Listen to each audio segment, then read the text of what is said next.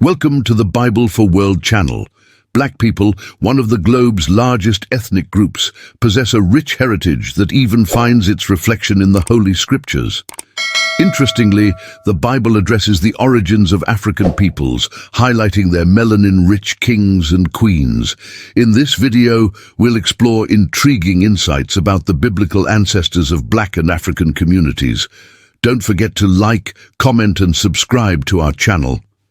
As stated in the Holy Scriptures, every contemporary ethnic group descends from Noah's three sons, Shem, Ham, and Japheth.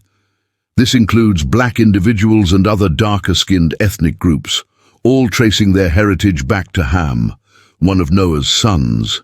Ham stands as the brother of Shem and Japheth, who symbolize the Semitic peoples, such as Arabs, Jews, and Syrians, and the Japhetic peoples, Europeans and Asians, respectively. The label Hamites or Hamites historically designated those descended from Ham, one of Noah's sons. The book of Genesis recounts that after the flood, Noah and his three sons were entrusted with the continuation of Adam's lineage, comprising just 8 individuals: Noah, his wife, their 3 sons, and their 3 daughters-in-law. This marked a fresh start for humanity. In biblical terms, Ham, Noah's son, is acknowledged as the forefather of African and black peoples. His name is consistently linked to Africa, and notably, the Book of Psalms identifies him as the progenitor of the ancient Egyptians. It's fascinating to observe that in ancient times, rabbinical teachings, Jewish folklore, and various traditions consistently recognized him as the ancestor of African peoples. Moreover, interpretations of Ham's descendants consistently point toward various African nations and regions. Interestingly, the name Ham itself translates to burned or dark in Hebrew, Aramaic, and other ancient languages, reflecting the skin tone of his descendants. In Genesis chapter 10, specifically verses 6 to 14, further details about Ham's lineage, known as the Hamite peoples, can be found. The text lists Ham's descendants: Cush, the father of several African nations, and Mizraim, the progenitor of the ancient Egyptians. It's worth noting that Arabs, Jews, and Syrians refer to Egypt as Mizraim, honoring its origin. Other sons of Ham include Put, also known as Phut, and Canaan, the ancestor of the Canaanites, who are not classified as Africans. Understanding that Canaan represents a separate region and community is crucial. Cush's sons encompass Havilah, Sabta, Septika, Rama, Seba, and Nimrod. Early in his reign, Nimrod ruled over Babel and several other cities. He is noted as an ancestor of the native peoples of ancient Babylon, the Sumerians, before heading to Assyria to establish 2 or 3 cities. Additionally, Mizraim is recognized as the ancestor of the Ludites, which include North African groups such as the Anamites, Lehabis, Naphtuates, Patricids, and Casualites. From these lineages arose the Philistines and others. Ham's firstborn, Mizraim, was the progenitor of many nations, including the people of Ethiopia. All Ethiopians trace their roots back to Cush, as do the Nubians, historically known as the Kingdom of Cush.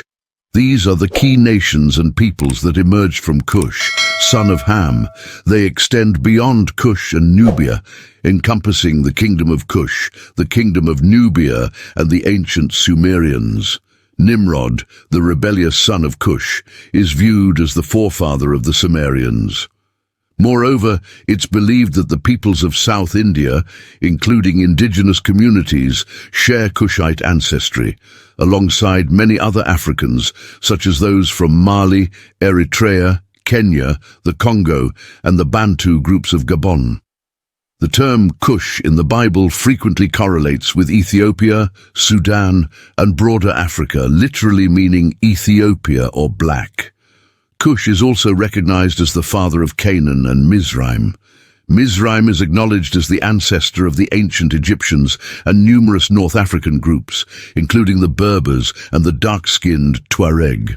It's notable that all Semitic peoples, such as the Arameans, Arabs, and Israelites, refer to Egypt as Mizraim, a name that appears across various ancient languages, including Aramaic, Arabic, and Hebrew. Psalm 78:51 notes, "He struck down all the firstborn in Egypt, the first fruits of manhood in the tents of Ham."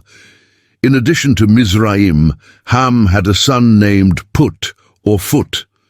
Interestingly, Put or Foot derives from a term meaning landmark, referencing tribal hunters in Africa.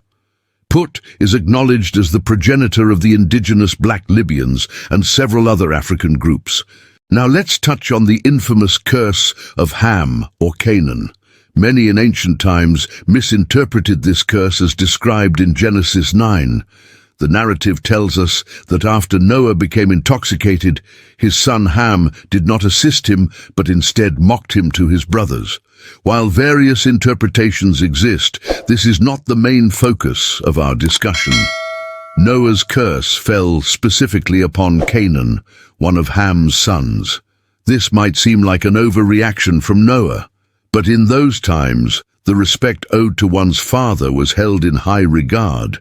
Even though Noah acted inappropriately, some interpretations suggest that his drunkenness was unintentional, a result of his first experience with winemaking.